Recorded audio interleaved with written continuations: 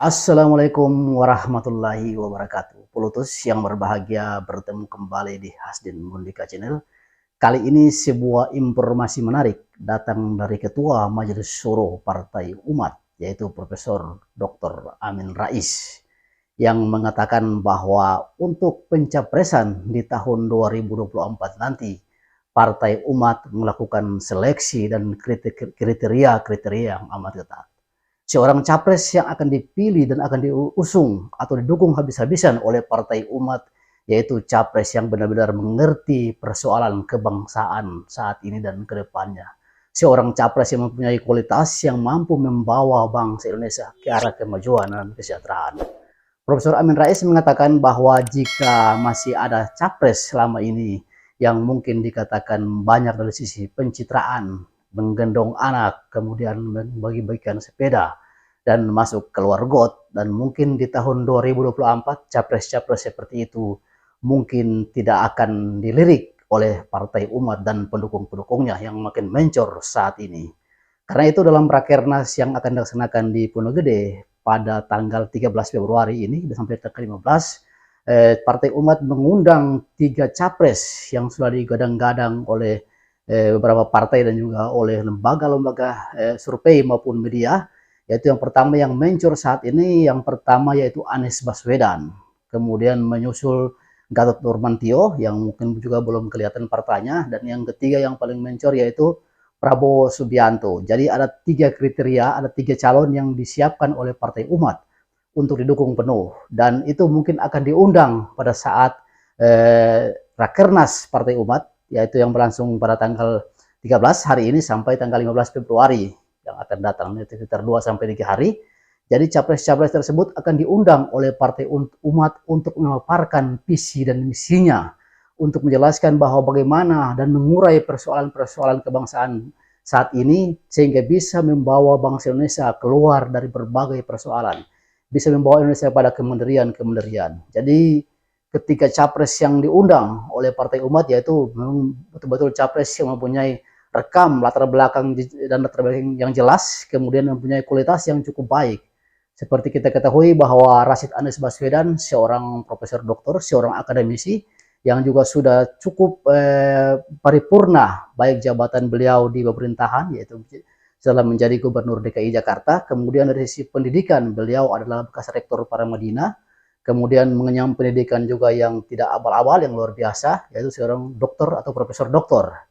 Nah, begitupun Gatot Nurmantio, yaitu seorang bekas Panglima ABRI dan juga mempunyai karir yang cukup cemerlang di tentara, di TNI, dan juga mempunyai komitmen yang jelas terhadap kebangsaan dan juga keislaman. Dan yang terakhir Prabowo Subianto, orang sudah tahu bahwa beliau sudah mungkin kali ini sudah keempat kalinya mencapreskan diri, dan ini juga dianggap seorang dari bekas jenderal, seorang bekas Kopassus Baret Merah yang juga cukup mempunyai karir cemerlang dan mempunyai rekam jejak yang cukup bagus di Republik ini. Ya, walaupun usianya saat ini sudah mendekati sudah berada di kepala 7, sekitar 72 mungkin, tapi Prabowo Subianto masih kelihatan cukup tegar untuk bagaimana bisa mengikuti pencapresan yang mungkin yang keempat kali. Jadi capres-capres ini akan diadu atau akan dipanggil oleh Partai Umat untuk diadakan bagaimana mereka menyampaikan visi dan misinya, sehingga bisa ketahuan bahwa capres mana yang bisa mengurai persoalan kebangsaan saat ini. Tidak hanya dalam bentuk visi dan misi atau narasi, tapi dia paham bagaimana membuat terobosan-terobosan sehingga bangsa Indonesia yang saat ini dalam keadaan tidak baik-baik saja itu bisa mencapai jalan keluar yang bisa mengarah kepada perbaikan bangsa ini. Seperti itu. Jadi harus dikatakan bahwa ternyata Partai Umat yang baru lahir 2 tahun lalu telah melakukan seleksi ketat terhadap capres-capres yang ada yang bersiluran saat ini. Seperti itu. Jadi memang kalau kita lihat dengan ketika Demokrat dan PKS menyatakan siap mendukung Anies Baswedan, kemudian Anies Baswedan sudah hampir mengerucut misalnya wapresnya, yang mungkin ya kadang-kadang Ibu Khofifa ini elektabilitas Anies Baswedan makin naik, mencor sampai ke 83%.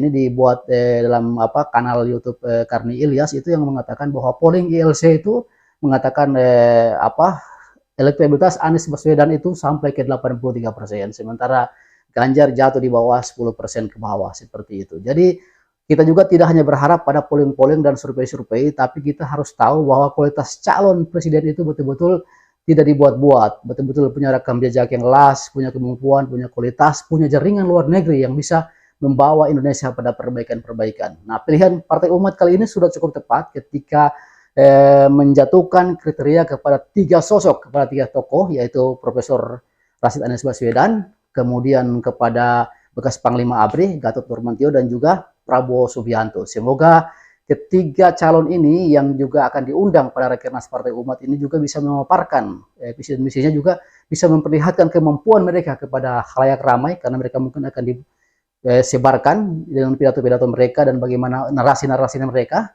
Jadi sehingga umat bisa melihat bahwa sesungguhnya calon yang pantas dan layak untuk diusung atau dipilih pada tahun 2024 yaitu bisa jadi dari ketiga sosok ini, yaitu Anies Rashid Baswedan, kemudian Gatot Nurmantio maupun Prabowo Subianto. Jadi benar-benar Partai Umat ini sudah melakukan seleksi ketat terhadap capres-capres yang ada di Indonesia. Ya, tidak juga menutup kemungkinan calon-calon yang lain, seperti di sana masih ada Ganjar Pranowo, kemudian misalnya Puan Maharani dan lain-lain. Tapi ketiga sosok yang dipilih oleh Partai Umat ini sudah betul-betul ini adalah calon-calon yang berkualitas, calon-calon yang mumpuni.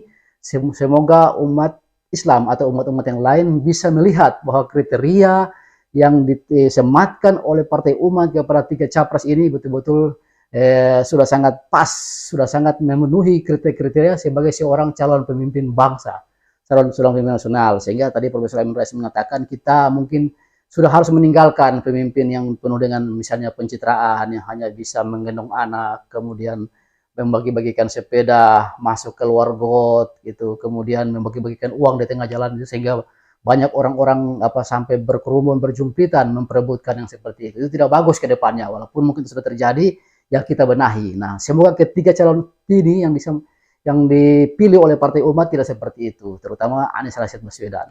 Jadi Polotus, mungkin cuma itu yang bisa kita sampaikan. Semoga bermanfaat. Billahi taufiq wal hidayah. Wassalamualaikum warahmatullahi wabarakatuh. Kinatawa.